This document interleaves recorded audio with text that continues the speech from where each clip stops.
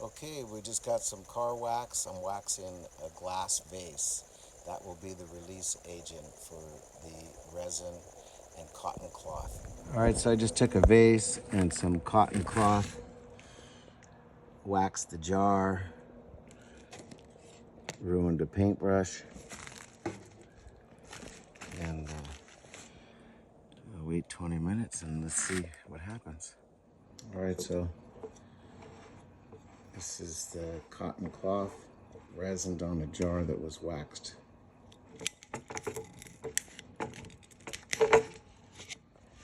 Okay. So we did that mold. Wax worked. And what you got is a nice smooth, look at that, shiny.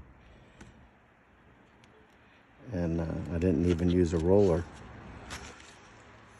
So that's my test piece.